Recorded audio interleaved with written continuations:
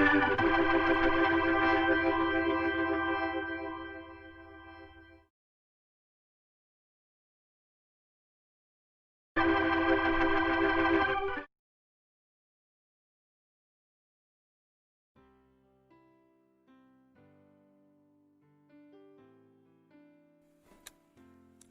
to the BENZ Night Show.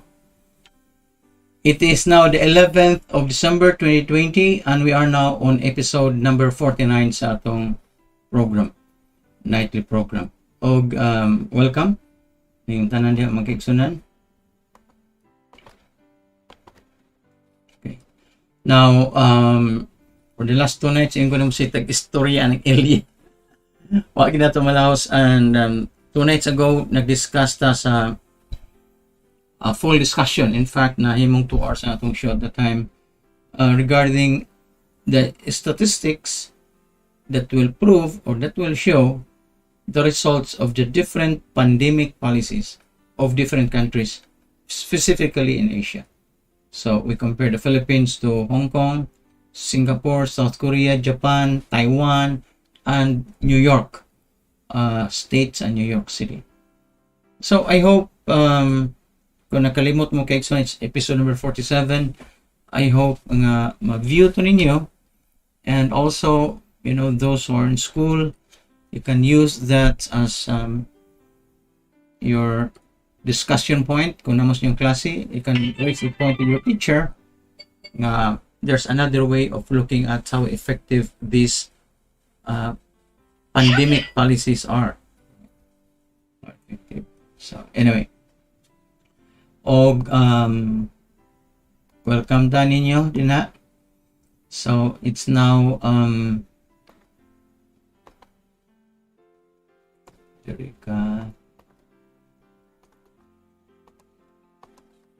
so atong time karon it's now 8:21 a.m. sa New York. Remember, ang ilang stock market mo open 9 a.m. New York time, 10 p.m. Philippine time. Los Angeles karon it's still 5:21 or 5:22 p.m. na ron. London it's 1:22 p.m. 1:22 p.m. in London, and in Tokyo it's 10:22 p.m. So muna itong kansa. And I hope nga na-enjoy na natin itong mga gimmicks niya. So these are moving clocks, independently moving clocks for different cities. And then we have the crawler title headlines below, and then we have the background, which are video backgrounds, and not only one video, several video backgrounds. So mana atong kuan mahimo na tang CNN, one man CNN. And you can use that if you are a teacher, you can use this technology, combination of hardware and software.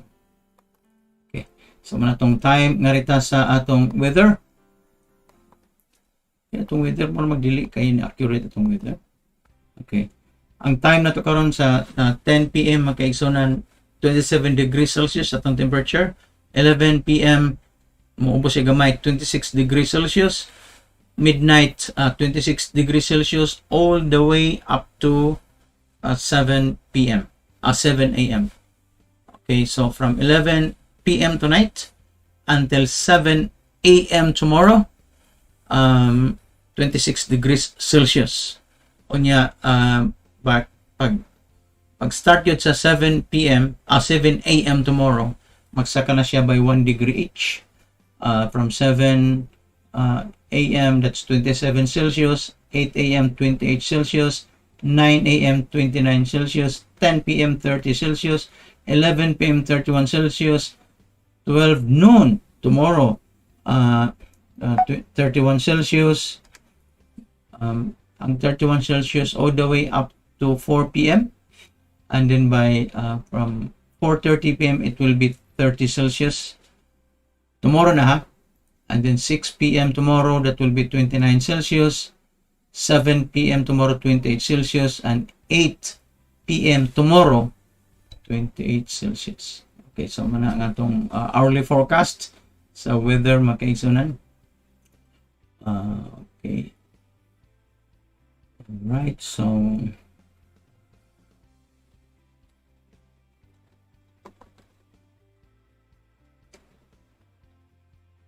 Okay. So, okay. So, manata sa weather. Let's put back our camera. We can turn our camera on or off. Look at that. On, off, on, off, off, on, off, on, off, on. Okay. So, these are our capabilities. Alright. So, ngarita sa itong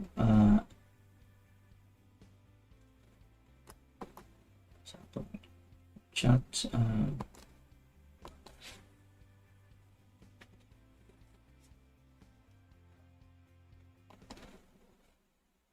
Okay, sa atong chatroom makaigsunan, I hope nga maka-join mo na to sa atong chatroom. Si Rolly Soria ni ka-join na to, si Sana Molina, si Arin Vilvar na mina po na to. Okay. So, may mga messages. Salamat sa inyo po. Post of message niya. So, again, go to YouTube, go to Facebook. Post a comment on Facebook and also post a comment on YouTube. And then, of course, share our broadcast sa Facebook. Share our broadcast sa YouTube. Okay? Sa YouTube o sa Facebook. Okay. O si Engineer Hill Escudero, nag-monitor na to. Okay. Now, ako'y na-post sa Sibya TV group sa Viber. Usa ka professor sa Columbia University in New York, he was tested false positive. How did he know he was tested false positive? Because he had an additional test 2 days later. He wanted to have an additional test for confirmatory. It was already swab negative, PCR negative swab. And then, after that, home-based pagid siya o antibody test. Home-based, dili ngayon ng wanto ta sa Red Cross. Home-based rapid test. Nanay home-based rapid test is up for approval sa FDA sa United States. But home-based. It's not a test for the SARS-CoV-2 virus. It's a test for the anti-SARS-CoV-2 virus. So it's a test for the anti-corona antibody. Anti-corona antibody. IgG. Okay. So, ano yan itong pagkabantayan home-based na. Huwag si Felipe Minyusa na tanaw na ito gikan sa Tanamban, Cebu City. Salamat. Okay. So, okay na ba na? Ano ba ta?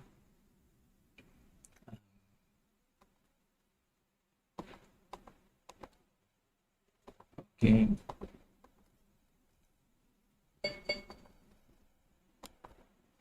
Ang Dow Jones ni close gahapon lower at 29,999.26.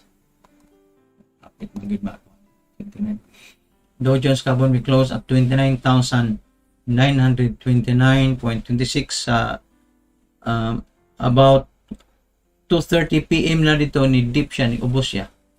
Okay, so ni ubos siya. At ning saka siya balik, so ning close siya 29,929.26. Ang previous close the previous day was 30,068.81.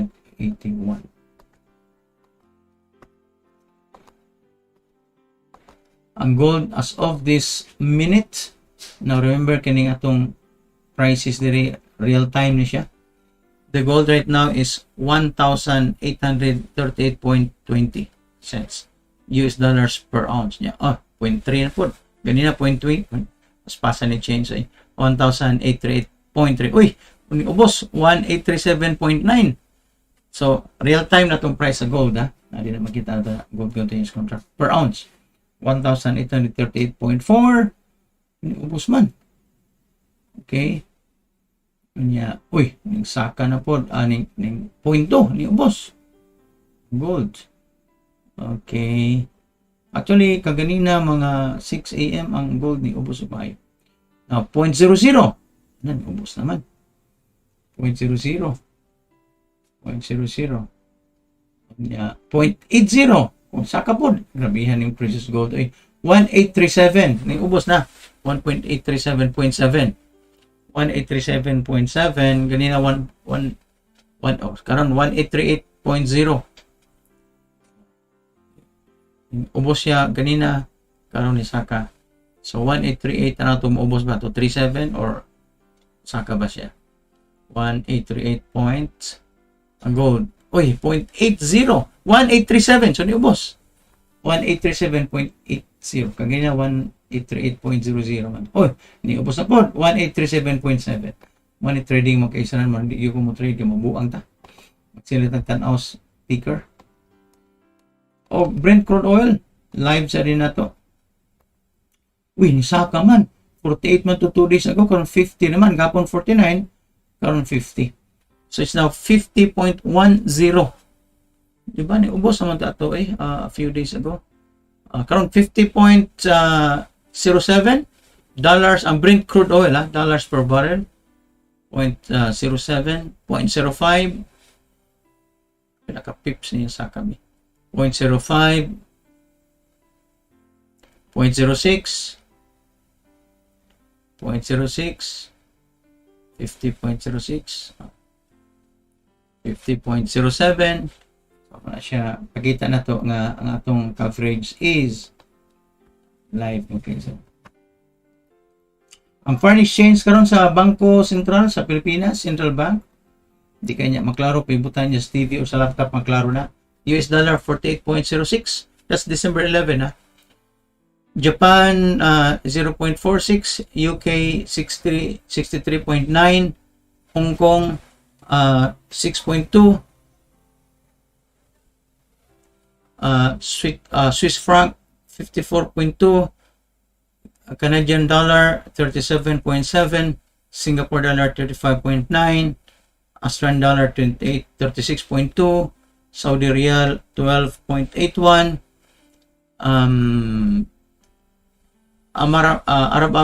United Arab Emirates UAE Dirham 13.08, Euro 58.35, of China 7.3. Okay.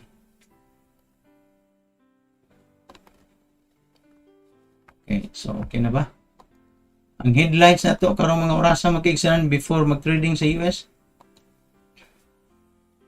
Okay, tanaw to. So, Boston Dynamics, the company behind those scary robot videos, gets 1.1 billion valuation after a Hyundai deal. Ang Hyundai main piece nila.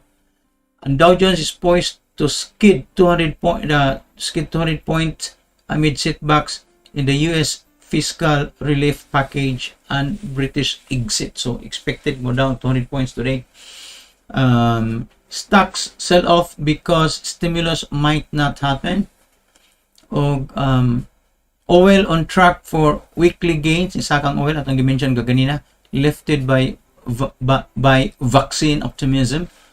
Stock market sentiment hitting ludicrous territory, but will bulls pay the piper? Politicians are increasingly talking about a no deal Brexit dito sa UK.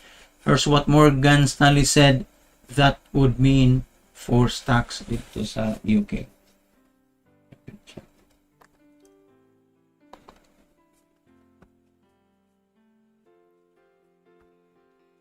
Okay, muna yung mga headlines. In the meantime, nga rin nata sa atong coronavirus update.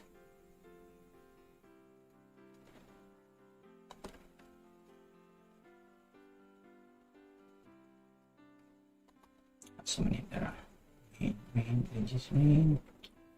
night main.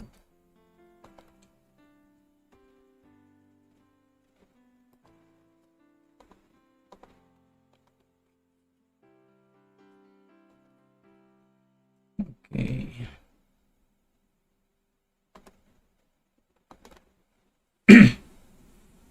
Okay, corona sa virus sa itong background. COVID.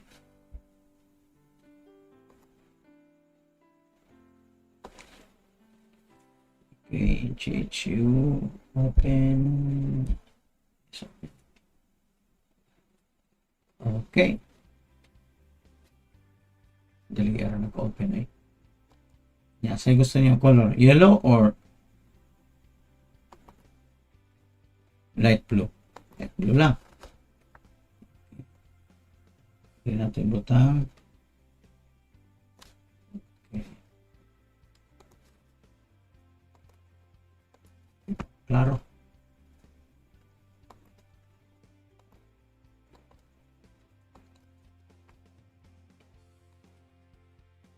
Okay, the speakers yellow.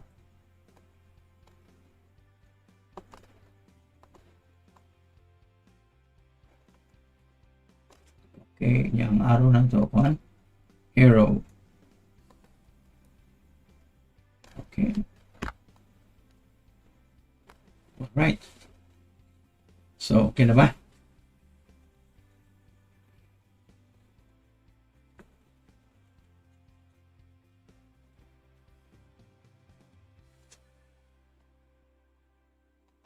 Alright, welcome.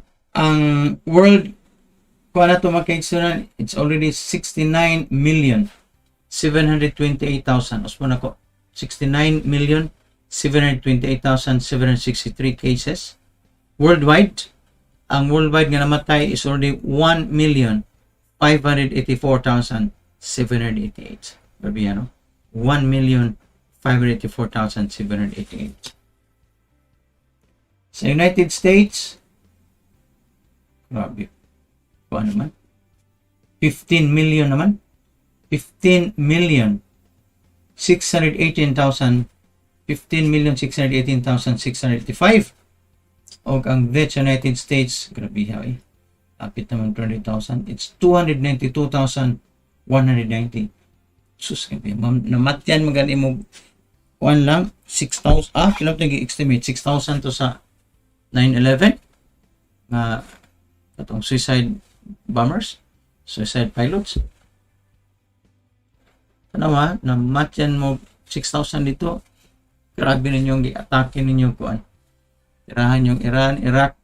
Dire ang namatyan mo 292,190 already in just 6 months or 7 months or 8 months from 10 months baron from a disease, single disease. Mura lang magwa din na. You're taking it seriously there, no? No. The world's most advanced country in terms of technology, research, finance, internet, medicine, tanan. Kunya, noon sa naman taon mo eh, you still ignore the basics of what, no? You still ignore the basics of COVID-19 prevention, the SARS-CoV-2 virus, ang kuan makiksunan, which is wearing face mask, social distancing, and always cleansing or washing your hands. Maritas Pilipinas,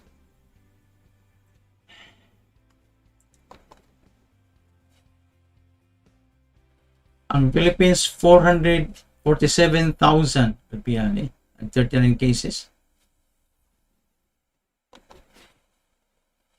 447,039 cases of deaths 8,709. 8,709.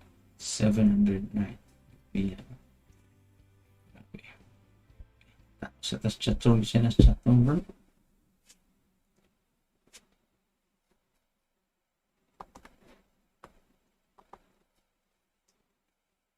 Okay, si Doris Maturan naminaw ron sa episode 49 from Cordova. Si Jocelyn Servandel naminaw karon. Si Doris Maturan pwede mubuas exchange rate sa dollar. That means may strong ang peso. Si Emilia Orais Kenny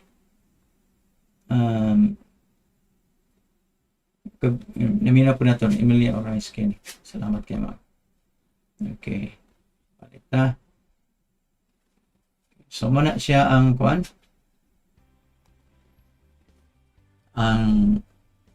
So, live na. Kana atong ikuan ron. Way siguro umabalik ta sa US.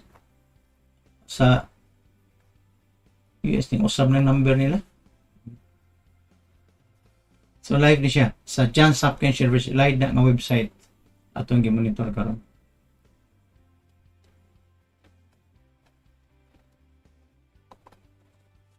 Sa Philippines, 447,039 cases. Ug ang death sa Philippines, 8,709 deaths. 8,709 sa nanay. Ang Japan, 174,458 cases. 174,458 cases. O ang death sa Japan, only 2,419. Despite the fact that they did not close down their public transportation, their trains, and their buses. Pilipinas, gi-shutdown ang tutanan. Hinihinig balik o pag ganit mo balik, gamay na balik siguro, less than 10%. Pag namatay sa Pilipinas.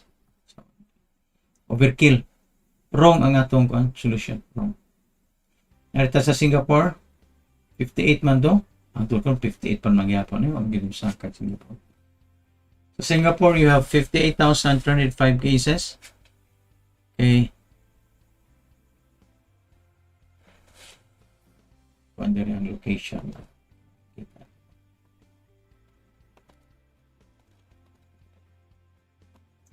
Location. Geographical location.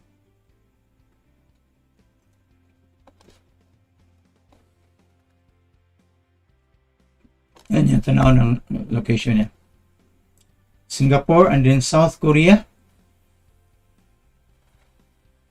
Okay, South Korea makaigsunan.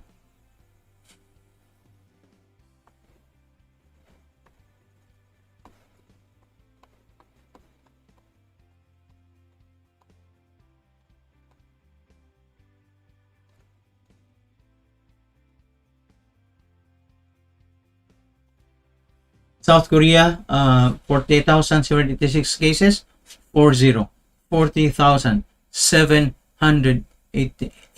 cases. Ang deaths sa South Korea, only 572 deaths. Okay? Only 572 deaths. O sa sunod, Taiwan,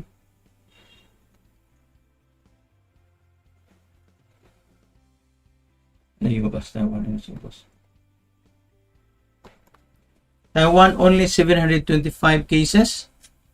Only 725 cases. And the deaths in Taiwan, only 7 cases. Only 7 cases. And deaths sa Taiwan. Okay. So, muna na. Nakakuha natin sa Singapore, South Korea, Japan, Taiwan, Philippines. O, ang next na to is Hong Kong. Clear the screen. Hong Kong. Tara. Mag-discuss niya tayo ng Hong Kong eh. Itas Hong Kong.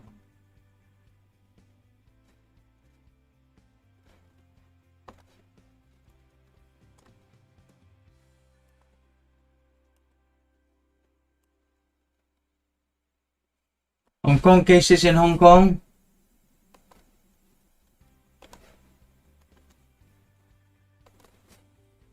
$7,377 cases. Daga na po, 7,377 cases. That's 114. But remember, Hong Kong supposedly should have already 300,000 cases and maybe 30,000 dead. Why? Because it has a population density of 98,000 people per square kilometer. Imagine that.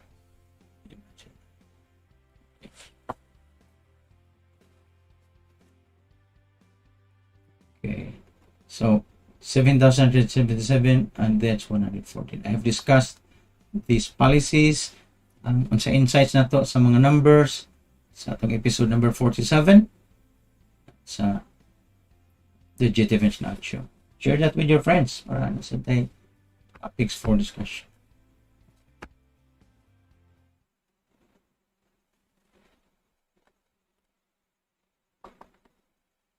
Okay, si RST, naminaw na to ron, nag-monitor na to.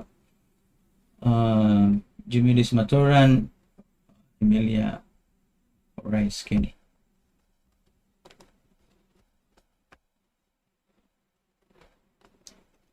Okay.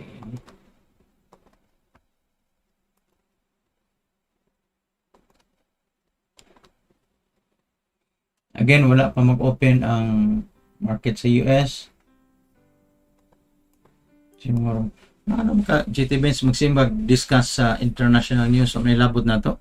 Actually, I'm just trying to complement sa inyong news sa local news.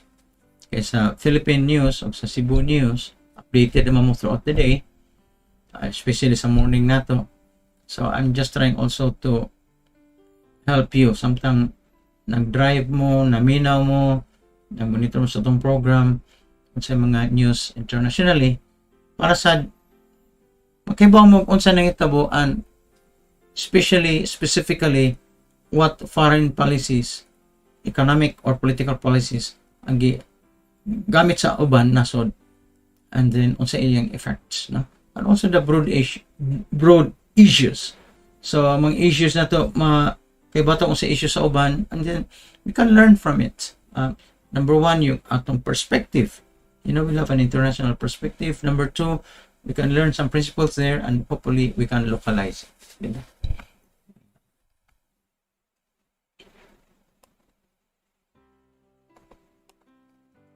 Ang gold karon sa naman 1842.3. Ang gold 1842.3, so now it's 0.8.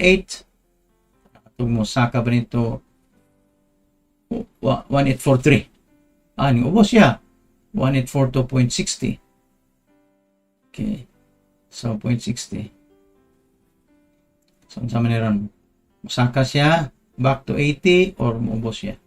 Tana na to 1842.90 from 60 hindi nga to sa 90. So nagsaka paspas mayong gold, no? If you look at the last 1842.7, if you look at the chart now kanina for the last 1 hour nasa ubos ang chart, kita ka nga may sakag paspas ang gold sa ilang chart. So, mahal ang gold ani ron. 1842.00.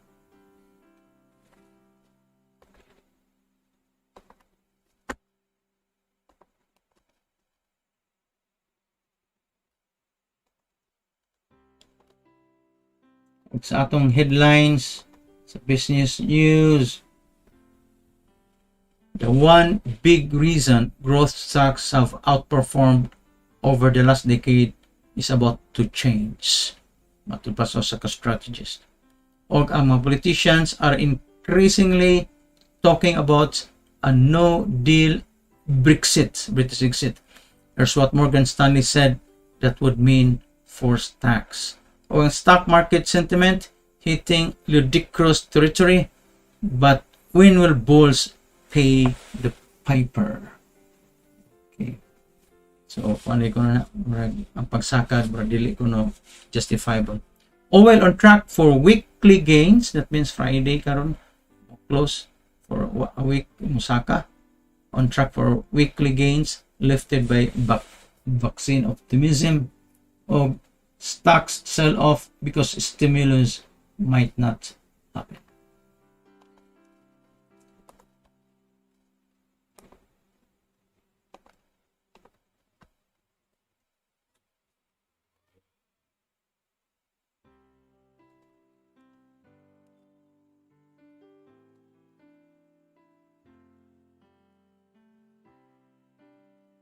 Okay, ano na sa tasa mga news. O, atong crawler sa ubos ha, yung mga headlines.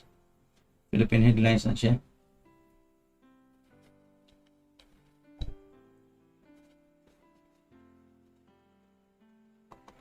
No.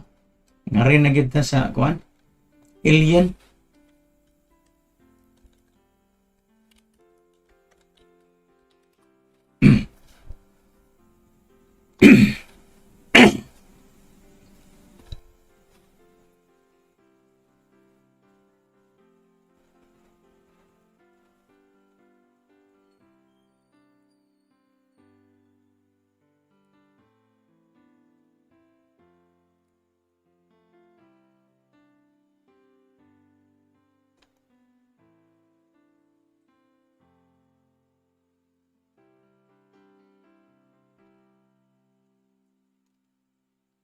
Okay.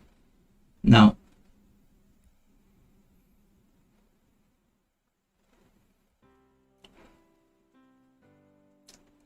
ang former head sa Israeli Space Agency. Muranig head sa NASA sa United States. Israeli Space Chief says aliens may well exist, but they haven't met humans. After retired space pioneer Haim Eshid claims aliens visited Earth, made deals with people, si Isaac Ben Israel says he went too far, but fascination with extraterrestrial life is legit.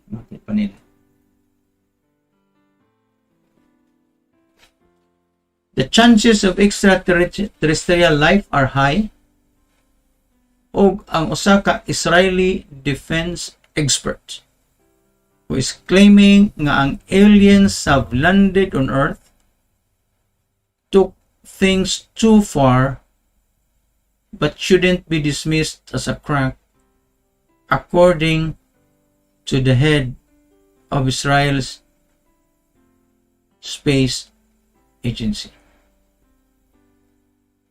Si Haim Eshid, nga mo'y nag-head sa Israel's space security program for 30 years. Dili 3 years, not 3 years. 30 years. 30 katuig ni. Has been in the spotlight in the recent days after claiming that aliens exist, that Israel and the US have long been in contact with them, and that Donald Trump was going to tell about it, but the extraterrestrial beings of the Galactic Federation stopped Donald Trump. Okay, tingali ko daw mag-mass history.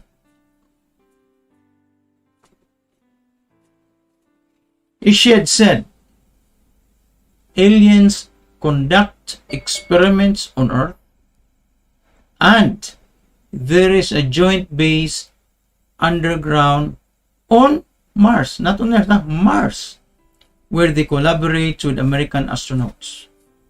They ask that we don't publicize that they are here because humanity isn't ready. So, giyon sila pag nato sa Mars ang American astronauts, so na special travel, special spaceship, spas. His ideas on space, including on aliens, are outlined in a new book written by author Hagar Yanai called The Universe Beyond Horizon, Conversations with Professor Haim Eshid. You remember that? 30 years in the head sa Israeli Space Security Agency. Di na ordinaryo nga kuwan. According to Isaac Ben Israel, nga mo'y current chairman sa Israel Space Agency, si Professor Haim Eshid, the former head sa Israeli Space Security Agency, Eshid went too far with his claims, which are published in an interview with Israeli daily Yedioth Aronoth. But his seriousness shouldn't be questioned, and his standing as a leader in his field remains intact. Grabe na ganito tinuog din ni Ilins matod pa sa kuan. If I would have to choose one person to be called the father of Israel's space capabilities, it would be Haim Eshid. Matod pa ni Ben Israel, na may current chairman sa Israel Space Agency. So katuan gyud ko ni si Eshid, pero sobra ko niyang claims. Pero si Amel Eshid, sa siya reason nga namisulti siya ani. Si Ben Israel said it has become entirely acceptable over the last decades for serious scientists to believe in aliens as knowledge of space has increased. Is there intelligent life outside Earth? Matod pa ni Ben Israel. Pero din si Ben Israel ang nag-claim sa alien sa kato si Haim Eshid.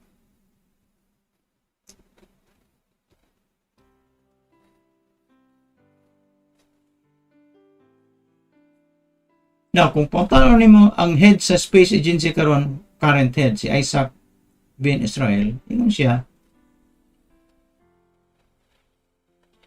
I think the probability is quite large about aliens. Still, in my interpretation, matod pa niya, I don't believe there were any physical encounters between us and the aliens. Na opposite ni sa gisulti sa iyang predecessor sa wa pa mo retire, si Haim Ishid. Naingon siya nga, ay Federation, Galactic Federation.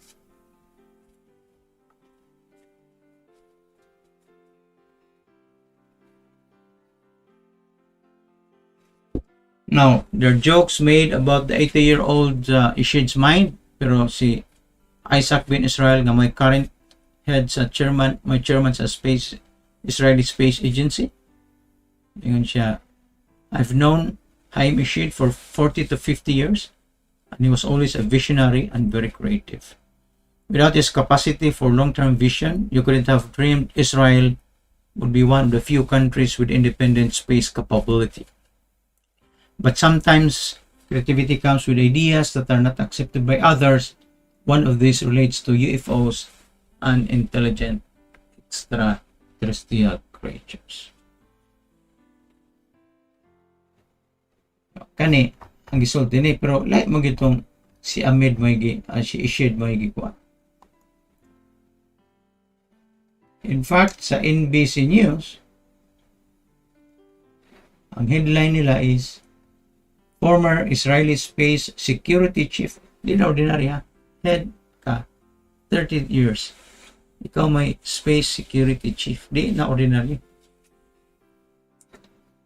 Very high up. Ikaw pinaka kuan with respect to space security. A Galactic Federation has been waiting for humans to reach a stage where we will understand what space and spaceships are. Matod pa niya Haim Ishid.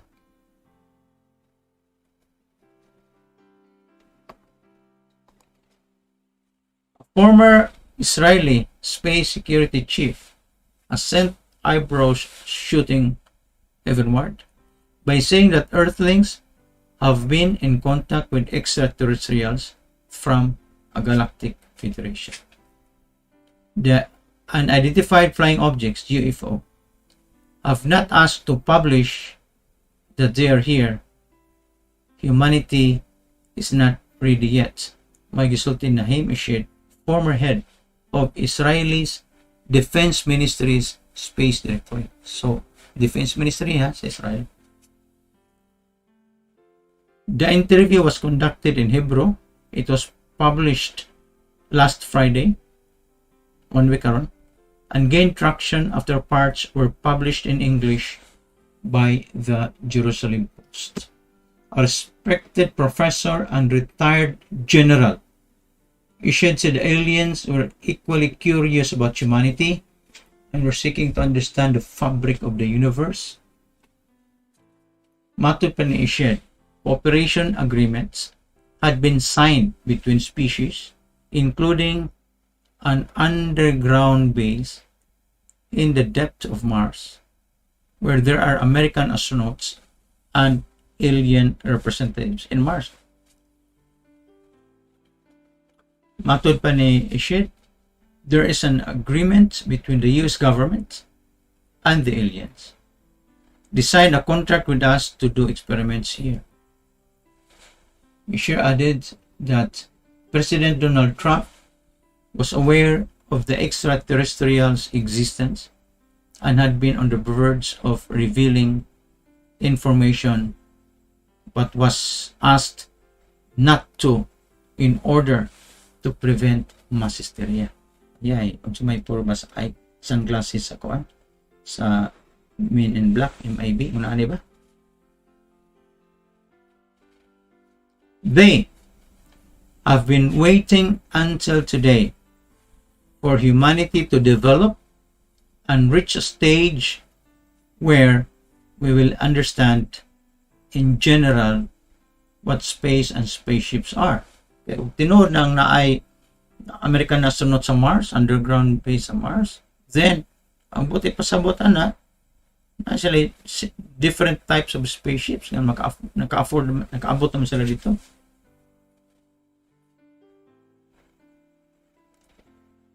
The White House and Israeli officials did not immediately respond to requests for comment from NBC News. In fact, ipotay ito si NBC News. Si Sue Gough, usa ka spokesperson for the Pentagon, declined to comment. A spokesperson for NASA said one of the agency's key goals was the search for life in the universe, and that it had yet to find signs of extraterrestrial life. Ishid's ideas are spelled out in more detail in the book The Universe Beyond the Horizon, Conversations with Professor Haim Ishid by Hagar Hanai, published in November. Yeah. So, interview dito. Israeli man eh. Ito nang i-translate to English. Hebrew to English. Israeli to Hebrew.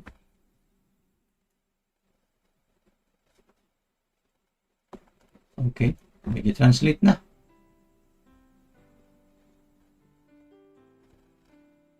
The UFOs have asked not to announce that they are here. The man is not ready yet. Manigisulti ni English na niya from Hebrew, original Hebrew. Professor Haim Ishid headed the Israeli space program and led the OFIC satellite launch project. But it was only after he left his official duties that he turned to what really interested him: aliens. In a new book, The Universe Beyond the Horizon, he claims that aliens from all over the universe are already walking among us. Walking, huh? Meetings of the third kind are just around the corner, and the Galactic Federation is delaying the publication of the information so as not to cause panic. Now he tells how the aliens prevented some nuclear holocausts, what's really going up in the mysterious farm in Utah, and when we can jump in to visit black guys.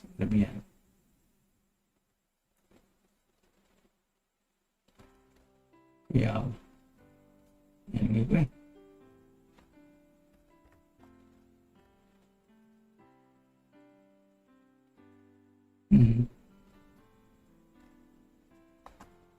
That's a mag-full story yan eh.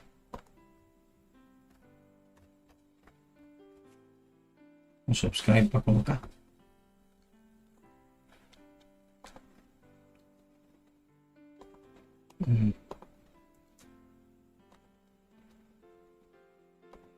Kuyaw ha?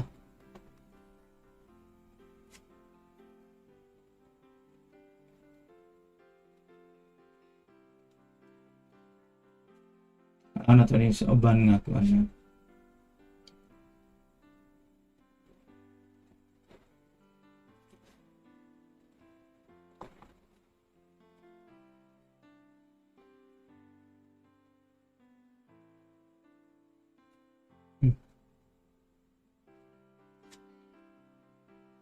Okay, tanaw to kung sa mga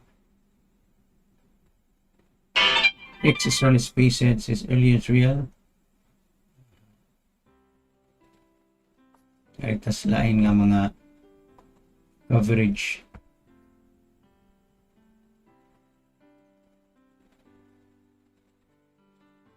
Kasagaran ng cover taga India.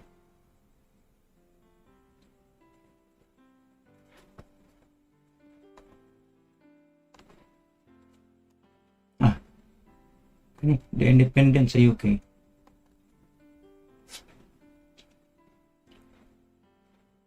The Independent sa UK. Ang headline, aliens exist and Trump is keeping it secret in case we panic, claims Israeli scientist. Specific mo yung claim ko, si Trump na kibaw. Donald Trump's presidency has been filled with outlandish claims, many from Trump himself, but few have been literally out of this world. According to Israel's former space security chief under Israeli Ministry of Defense. Perhaps the US president's biggest secret is of the interstellar variety the existence of aliens. Si Haim Ishid claimed that the Afghan government had an agreement with the Galactic Federation of Aliens, but Mr. Trump would not reveal the truth because humanity is not ready yet. Matod pa ni Haim Ishid in an interview with Israel's Yediot Aharonot newspaper. This apparent agreement was struck to allow aliens to research and understand the fabric of the universe. Matod pa sa the Jerusalem Post, quoting Mr. Ishid.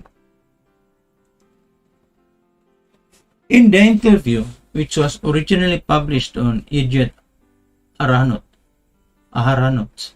in Hebrew, Mr. Ishid spoke about his new book, The Universe Beyond the Horizon, Conversations with Professor Haim Ishid, in which he claims that aliens from all over the universe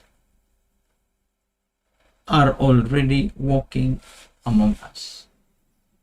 The cooperation agreement between the US government and the Extraterrestrial Federation included an underground base in the depths of Mars, matod pa niya, where American astronauts and alien representatives mingled. He also reportedly said aliens played a part in preventing nuclear holocausts and addresses when we can jump in and visit the Men in Black. Mr. Ishid, who served as the head of Israel's space security program for nearly 30 years, insisted that Mr. Trump had not disclosed the existence of the Galactic Federation because it stopped him from doing so, ang Federation. According to reports, the Galactic Federation wished to avoid mass panic as they believe humanity needed to evolve and reach a stage where we will understand what space and spaceships are. I-release na bita itong US military, katong mga US Navy pilots nga paspas kayo, di ba? Gawas nga ito CNN, nas YouTube bro. Paspas kayo, nga physically, according to the laws of physics, impossible ang movement sa maong UFOs nga nakuha sa kamera niya sa mga US Navy pilots.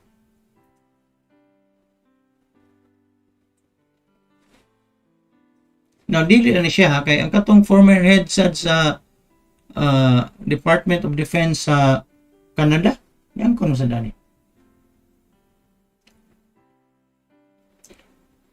Mr. Richard told the newspaper he chose to reveal this information now because of how much the academic landscape has changed and because he was a well-respected figure in the academia.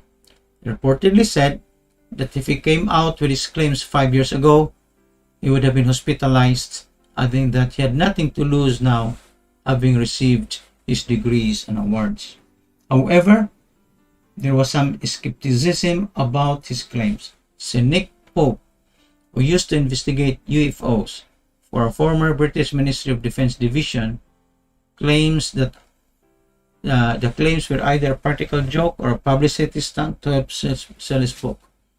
He also said Mr. Ishid's words might have been lost in translation or someone in the know is breaking ranks.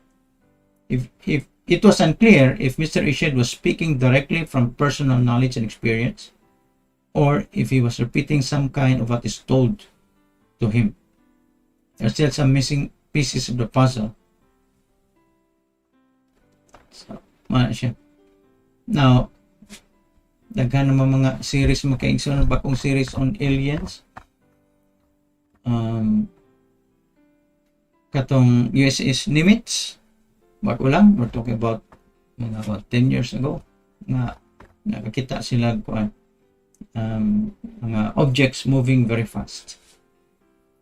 Nakuha silang radar. Anyway, thank you. Good afternoon. Basta naman mo diha.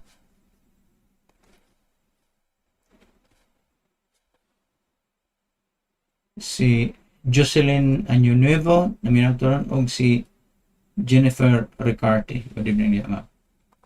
Okay. So paano? I mean, daghan naman ganing claim search mo mga UFO. Kung patanong ko niyo, mutuo kong UFO to aliens, the answer is yes, I believe in aliens. UFO 2, yes, I believe.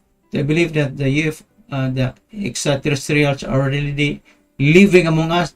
3, mutuo ko. Without proof, pero mutuo ko. Okay. Itong Dow Jones misak. Open na ba?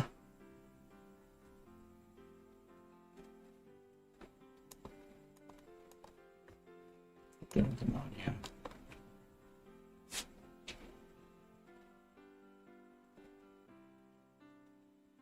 Okay, wala pang open. Ang gold karon is 183.7. The Brent crude right now is 50.15 yung takagip oil as predicted by the analyst kay 48 biya to 2 days ago. 50.14.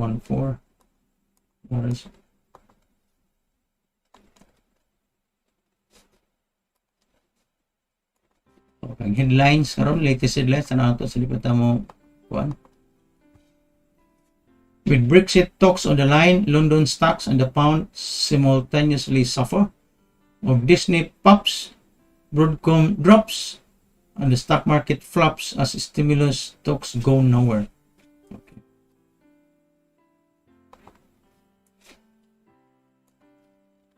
Okay, so it is the 11th of December, year 2020, and we are now on episode number 49 of the BENZ Night Show.